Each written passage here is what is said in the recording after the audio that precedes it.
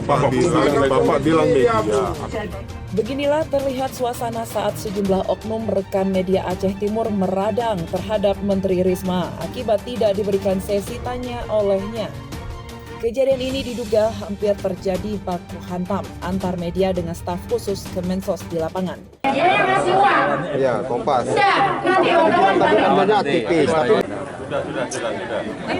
Bahkan tidak hanya itu, Mensos sempat marah besar ketika salah seorang masyarakat seakan menyudutkan Menteri Risma tersebut. Akan tetapi tidak lama berselang, para petugas mencairkan suasana agar berjalan dengan lancar.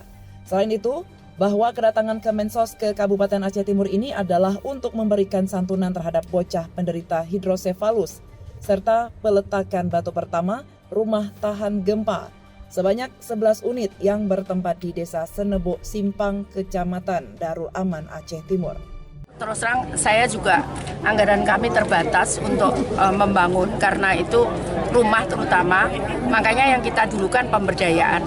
Sudah ada beberapa usaha yang sudah jalan seperti warung, kemudian ternak ayam, sudah jalan mereka. Nah, kemudian yang berikutnya adalah sekarang kami sudah siap dana kami, jadi 8 dibantu oleh Yayasan Dana Kemanusiaan Kompas. Kemudian yang 4 itu dari Kemensos, yang 3 dari Kemensos. Itu kita bangun dulu, kita selesaikan dulu.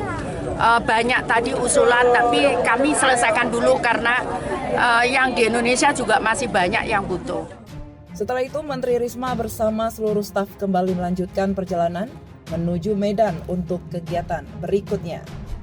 Dari Aceh Timur, Romi Syaputra melaporkan untuk Puja TV Aceh.